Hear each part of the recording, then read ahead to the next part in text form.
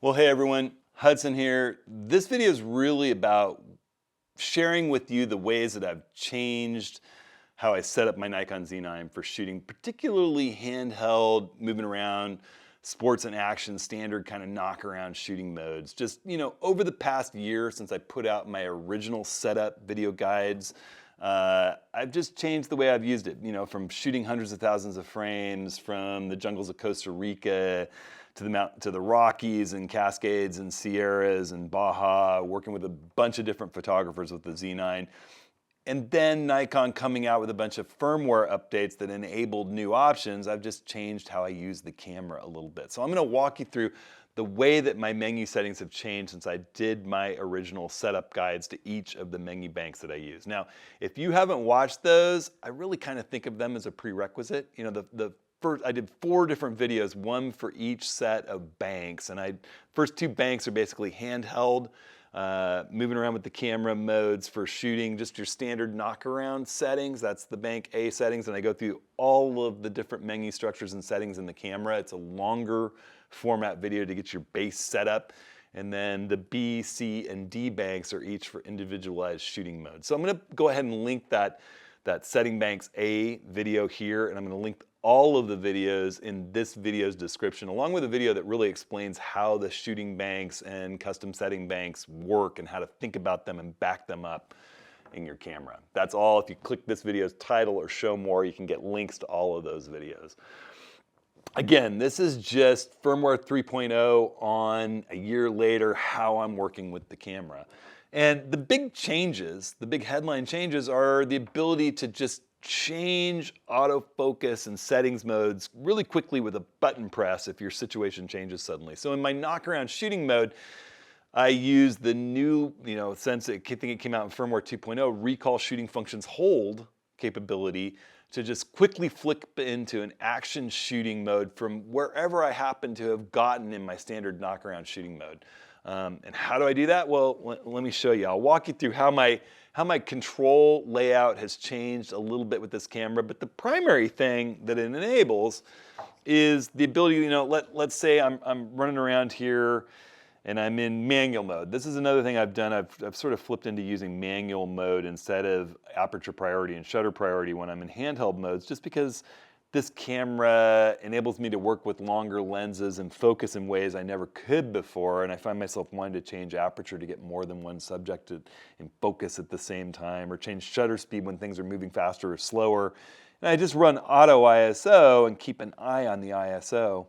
But let's say I'm knocking around in the city and I'm shooting something at a relatively low handholdable shutter speed, a 40th of a second. I'm at f5. I'm in that sort of 3D tracking mode that's really my basic knock around mode. Let's say I can lock on a subject that is not automatically detected, like the lens on the little Nikon Z30 that I'm getting ready to review, or my smaller tripod head. If I lock that in, it's going to stay with it around the frame, but that mode's also picking up faces, eyes, the headlights of cars, animals, faces and eyes, bodies, torsos. It'll automatically detect those things and track them around the frame. But let's say suddenly something fast moving comes into my frame and I want to be able to capture it. Well, if I hit my function 3 button, I suddenly flip to 1250th of a second, 20 frames per second. I'm still in that AFC, autofocus continuous with 3D tracking. And I'm at as wide open an aperture as possible, all with just the press of a button. Press that button again, I'm back in that knock around mode. So this is absolutely wonderful when you get a situation where you're not expecting it, but suddenly some fast moving action, whether it's a vehicle or an athlete or an animal, suddenly pops up and you want to photograph it. You're shooting landscapes handheld and all of a sudden a deer comes darting out of the woods. Bap! You're suddenly shooting 20 frames a second, 1250th of a second, wide open. It's a great, great mode. How do I do it? Well, it's under controls. So I'm making sure I'm here in my A custom settings bank, standard mode. I'm in my shooting A bank, standard mode, and I'm going to go into my menus, and under controls, I'm going to change the under F, the custom controls for shooting. And it's on function 3. The reason I like function 3 is that I can access it with my middle finger in the vertical shooting position or my third finger in the horizontal standard shooting position. That function 3 button's available however I happen to be shooting. And what I've got it set up for is recall shooting functions hold. This is this setting that became available with firmware. And if you arrow over to the right with your D-pad, you'll find that you're able to set up what shooting mode. So let's say I had suddenly gone into aperture priority or whatever. When I hit that button, it's going to be manual. What shutter speed? 1250th of a second, does a nice job freezing aperture.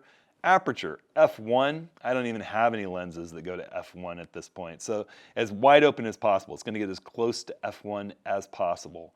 ISO sensitivity settings, base ISO, but with auto ISO turned on, so it'll adapt. In case I was out of auto ISO for some reason, it's going to throw it into it. Metering is going to be matrix metering. In case I decided to be spot metering for my knockaround mode, this is going to throw it instantly into matrix metering. I'm not going to have it change white balance.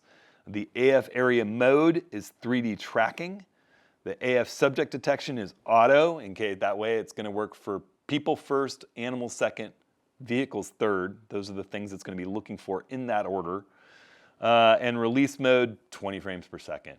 That's how you do it. Now, when that's set up on function 3, all I have to do is press it and all those settings are activated. Press it again, it goes right back to where you were before you pressed it. I've also changed around some of the other control buttons. I've put bracketing burst on function 1. So if I hold that down while I'm in a bracketing mode to say capture HDR, it captures all the frames in the bracket. I don't have to go in and turn on the timer mode or anything like that. If I hold down function 1 and hit the shutter button, it takes all 3 frames. If I'm shooting 3 stops underexposed, 1 on the meter, 3 stops overexposed to capture high contrast scenes. If I go into function 2 is live view information display on and off. That's a cool one because let's say you're looking at all of your exposure information and you're framing the scene up, but you feel that all that information on the screen is a little distracting for the composition. I touch that button and all of a sudden everything's gone except my focus point and I can really see my composition. It's tough when we're just looking at a black frame here. Let's look at a scene again. So hit that button and now I really can say, oh, well, that's less distracting. It's hard to tell with all this information on the screen. So it's a real quick and easy way to just hone and refine your composition without all the distractions of the exposure data on there. All right. And the only other control thing that I think I may have changed is I moved the depth of field preview button to the movie record button. And the reason for that is, you know, putting anything on the movie record button that requires you to change with the front dial is really difficult because you have to hold that button and sort of arc your fingers around and it's just awkward. So that's a button where I just press it, I get a good look at what the scene's going to look like at the aperture I've chosen, and I move my finger over and shoot.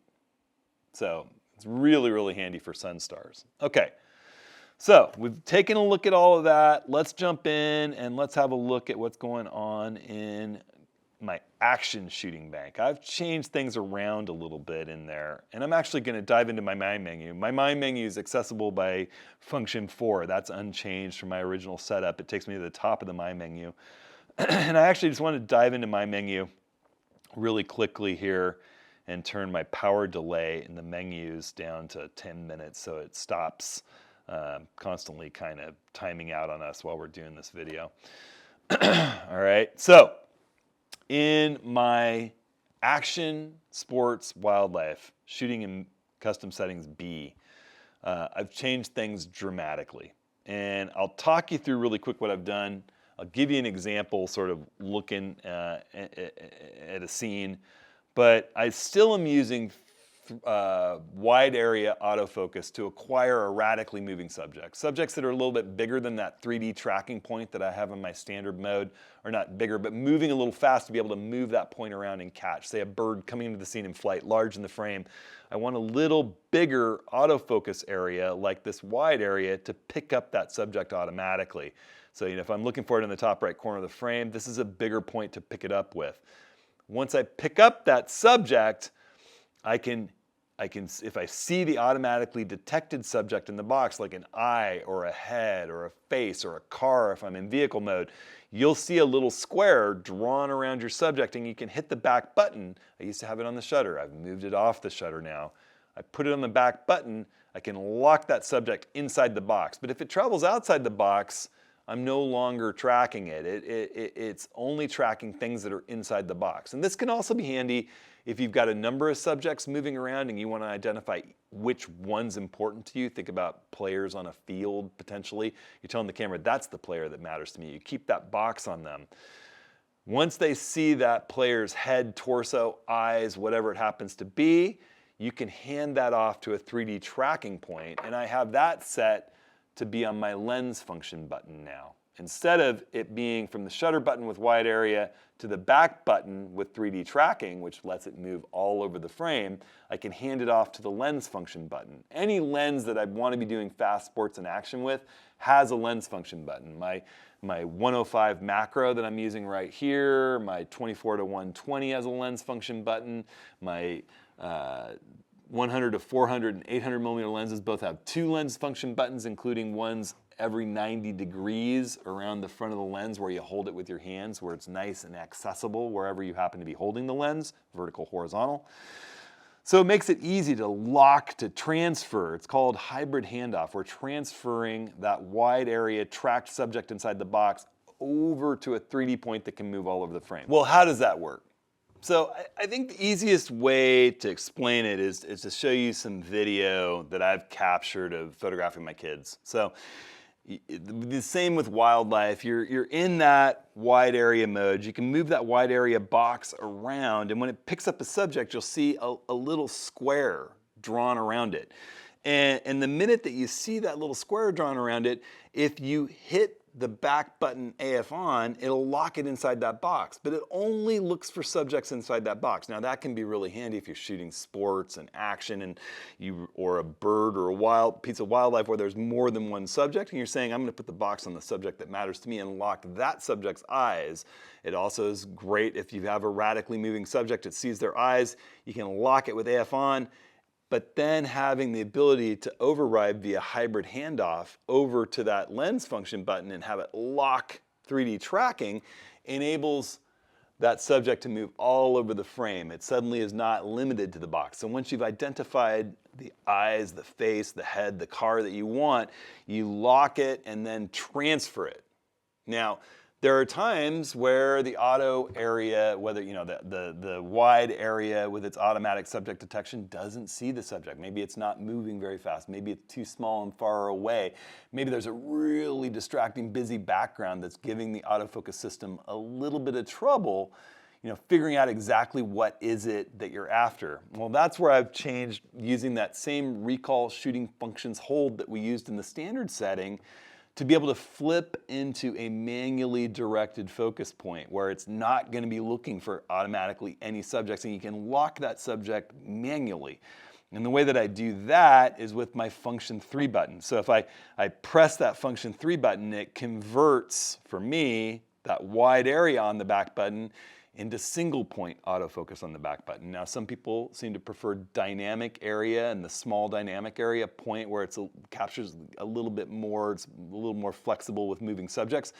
For me, I like the precision of the single point. Think about the bird in the nest, and for some reason, it's not moving, it's far away. The camera's trying to detect the trees and things in the background. It's not seeing the bird's eyes, they're too small and far away. Well, I can put it on single point autofocus, put that single point on the bird, and nail that focus on the bird, all of a sudden, whoop, a hummingbird on a feeder. It's just not seeing it in the wide area. I convert to single point with that function 3 button, lock my focus with the back button, and then I can convert it with my lens function button into a 3D tracking point and move my composition around. Once I have that subject locked, the 3D tracking is going to work to keep that subject tracked. I've said this is my subject, and now I can lock it as if I were in regular 3D tracking and had identified my subject with that 3D point. Now, it's really important to remember, you can't just go from a wide area autofocus mode. When we're in that wide area, if that wide area doesn't see a subject, let me show you what happens. Say we're over here looking at the little Z30 that I'm getting ready to do a review of. Well, we're out of focus right now. There we go. Ooh, way out. And let's say, even the 3D tracking, or not the 3D tracking, the wide area autofocus doesn't see a subject. There's no little box drawn around it. It doesn't have camera detect. And I go to hit 3D tracking, it's looking for something. It's not finding any eyes. It's not finding any subject. I didn't direct the 3D point where to be, and so it's having a really hard time. You need to lock a subject with that wide area before you can hand it off to 3D tracking, or you need to convert your wide area to a single point, say this is what's important to me, and then hand it off. Or you just shoot in the standard mode where you put the 3D tracking point on the thing that's important to you. If things aren't moving around very fast, you might as well be in your standard kind of knock around mode. All right. There you go. So how do I set that all up? That's the important thing. There's a few things you have to do in order to make this possible, to change from my initial action settings in the B menu bank. So we're here in the action B setting banks like we've already done. We're in the action B shooting banks. We go into our menu, and under the custom settings menus, under autofocus settings, A, you're going to want to go into A6 AF activation, and I used to have that shutter AF on in order to put the wide area on the shutter button. Now I'm saying AF on only, which gives you off. Focus point persistence, in order to get that hybrid handoff to 3D tracking, needs to be on auto. It can't be turned off, okay? Then you're gonna go into your controls, F, you're going to custom controls for shooting, and on function 3, we want, well, first of all, we've got our autofocus on is autofocus on. And if we're in wide area mode, that's just going to put wide area focus on the back button. And then if we go down to our lens function buttons, I'm putting both of those to AF area mode plus AF on, and I'm choosing 3D tracking.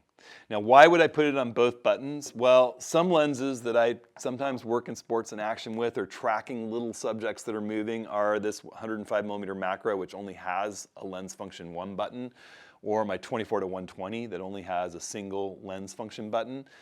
Other lenses that I'm more likely to work with are the 100-400 or the 800, where the function button that's out where my hand is going to be gripping this lens is located every 90 degrees around the outer edge, and it's lens function 2. So for me, I'm just putting both of my lens function buttons in this action mode to be switching to 3D tracking area plus AF on. So as long as you hold it down, it's switching to 3D tracking and turning autofocus on, all right? And then in order to get the function 3 button, which you can reach from either vertical or horizontal grip, to be switching you into single point from wide area on the back button, I go into my function 3 button here, and again, it's recall shooting functions hold for the B banks, and I don't change anything except AF area mode to single point. That's all that needs to happen. That's the only change you're making. Boom. I have a few different settings that I use for the autofocus action. And that's, for action in sports and wildlife, I put the DX versus FX sensor size mode on function button 1. That's something I frequently want to switch when I'm shooting wildlife or sports. If I have slightly too short a lens and I know I'm going to crop anyway, I might as well fill the frame a little bit more with my subject and be able to tell when those great moments to capture are, instead of looking at something really small that I'm eventually going to crop. And I'm shooting, again, a smaller resolution shot, just the center of the sensor. I'm not going to have to crop it as much in post. I'm capturing a smaller sized file, and I have a bigger buffer to capture the sports and action anyway. And then I have the ability to turn focus peaking off on the function 2 button. Why would I want to do that? Well, one thing that we enable when we take focus off the shutter button for this kind of action shooting mode is one more focusing mode, which is manual focus. Manual focus is only as far away as turning the focus ring, and you can zoom in with the OK button under my settings. OK button is to zoom in to 100% right here. If you go into the zoom mode, if you go to the right, I've chosen to be 100%. So it zooms when I push the OK button in the back to 100%, and I can use focus peaking to dial in my focus. Again, picture that scene where the bird is just sitting still on eggs in a nest. I can focus the eyes in perfectly if they're being still and shoot away with the shutter button without affecting focus. The minute I want autofocus back, I have either single point or wide area on my back button, depending on what I've done with the recall shooting functions. Hold on function 3, and I have 3D tracking I can hand a locked point off to with my lens function button. It's a really great system. It gives you 4 different autofocus modes in one without ever taking your eye out of the viewfinder. So that's essentially it for my major menu changes and settings changes. The only thing that I'll walk through here are some things in my menu, because I've changed my menu around, and some of the reasons for that are some cool new features that have been added via firmware. So I still have airplane mode at the top, and I still access my menu by pressing function 4 on the top left of the camera. It takes me to the top menu item in my menu. No matter where I was in the menus before, hitting function 4 takes me to the top menu item in my menu.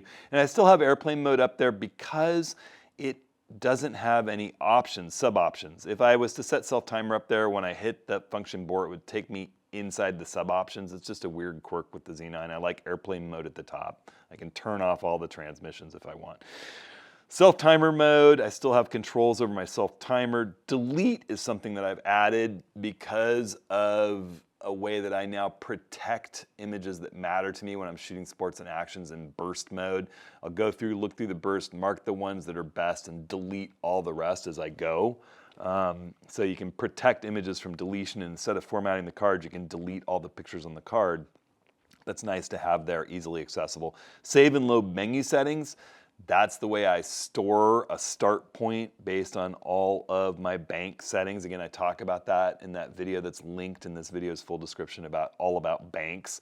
But every time I go to format my memory card or start the day out, I first load those saved menu settings off the card. Then I'll format the card. Then I go back into here again. I hit the function 4, scroll down to save and load menu settings, and save the menu settings back to the card. And I keep those menu settings saved on both of the cards in my camera, as well as every card in my bag, so that if I screw up and format the card with my menu settings on it, I still have them backed up many other places.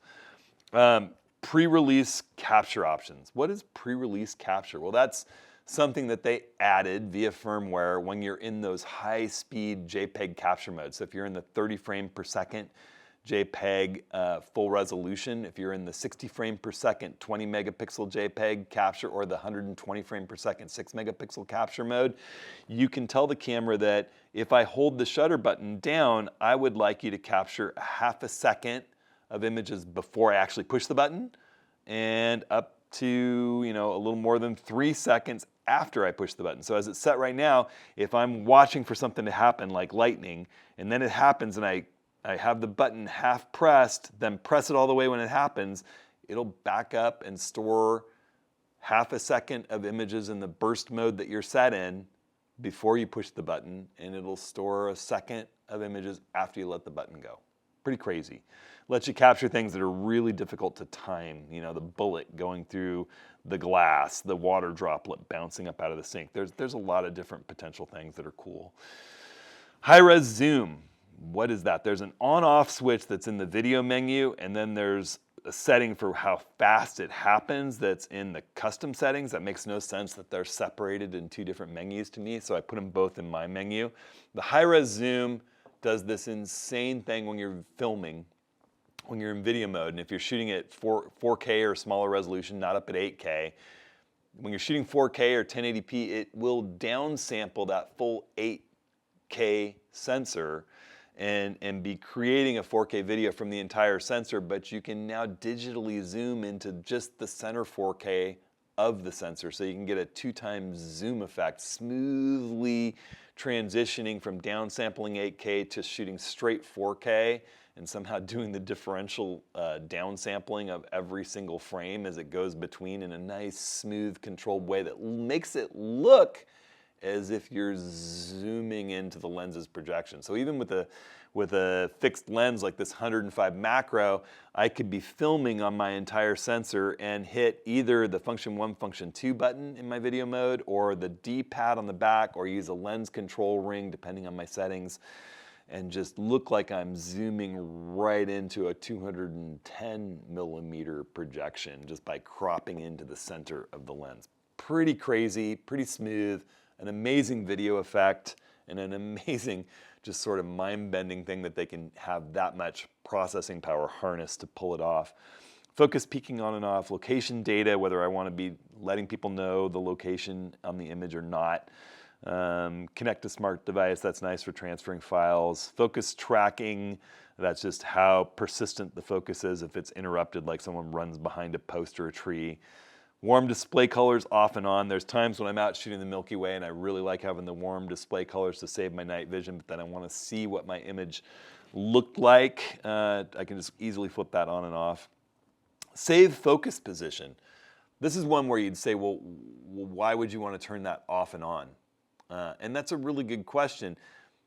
Here's the deal. If you have save focus position turned on, these are focused by wire lenses. There's no, you can just turn the ring forever. It's electronic how it focuses. The way that cars are now electronic, when you actually push the accelerator, it's pressing a little joystick telling the computer what to do. Well, save focus position means that if you were focused precisely on something at a distance away from you, when you turn off the camera and turn it back on, it'll refocus at exactly that same position it was last at.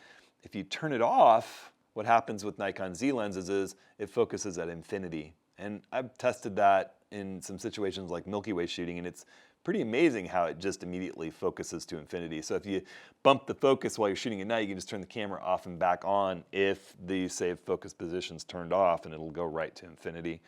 The other question people ask lately is, why would you turn the high-res zoom setting off? Well, when you do the high-res zoom, you have to disable electronic vibration or electronic image stabilization that you can do during video mode. Electronic image stabilization in video mode crops in just a little bit on the sensor, and then it uses digital image stabilization to just keep the frames more steady. It's like a steady shot. You have to turn that off in order to do high-res zoom. So if you wanted that back, you'd have to deactivate this. And then high-res zoom speed, oops, I went into the shooting menu. High-res zoom speed is slower, standard, or faster. That's how fast that digital zoom effect appears. So back down to save focus position. Flash controls, handy for flash control. Set picture control. I generally shoot in neutral, which gives me a better representation of the raw file that I'm capturing on the image that's created on the back of the camera and the histogram. But there's times where I want to jump into monochrome. I've been shooting a lot in monochrome lately, and I like looking at the world at black and white through my viewfinder in the middle of the day. Power off delay, that's something I use more for these videos so that it isn't constantly turning off in the middle of my demonstrations for you guys. I think you generally should set up the power delay how you want and leave it that way. HDMI out, same thing. It's for making these videos, or if you're shooting to a monitor that records. Monitor brightness, handy to be able to do easily. Clean image sensor, that just runs a cleaning routine. When you shut the camera down, you can tell it to do automatic. I should leave that clean it shut down. And then sensor shield behavior at power off. This is an important one. I like turning it on because then when you shut the camera off and you take the lens off, there's a shield that looks like a shutter that keeps dust from getting onto your sensor. Really, really handy. But when dust or gunk does get on your sensor and you need to clean it, you've got to turn that off. So you say sensor stays open, which is the off position. And then when I turn the camera off, it will lock the in-body image stabilization out, make the sensor safe to clean, and keep it exposed when I take the lens off. And then when I'm done, I turn it back on. And that, I believe, is it. You can see I have add items grayed out. A lot of people have asked me about that. That's what happens when you have as many items as possible in the I menu, or in the My menu. You have to remove something to add something else. I have mine maxed out. I love using the My menu. So there you go. There you have it. That's how I have changed the Z9 after shooting with it for a while. I'm doing a video this very week that this video is launching, an ATS, about those hybrid handoff shooting methods that are available with Firmware 3.0 and how I've kind of switched that around. It'll be a little more detailed, have a little more examples, show you the controls in a little bit more depth if you're interested in that. Again, I do videos every Thursday about all things photographic, not just the Z9. We have office hours frequently, which are big free photography meeting get-togethers, live on Zoom and YouTube Live, Q&A sessions. Sometimes we go through the community's images and look at images and do critiques and reviews. My store, I sell custom, handmade, curated tripods. Well, not handmade, but assembled from different parts that I find to be the absolute best for the type of work that I like to do. And case filters and curated kits that work really well with the Nikon system and the 14-24 with its 112mm system. And I run photo workshops. So I appreciate your watching this. I hope you enjoyed it. I hope you got something out of it. And I hope that you like the video and subscribe to the channel if you enjoyed it. Thanks so much.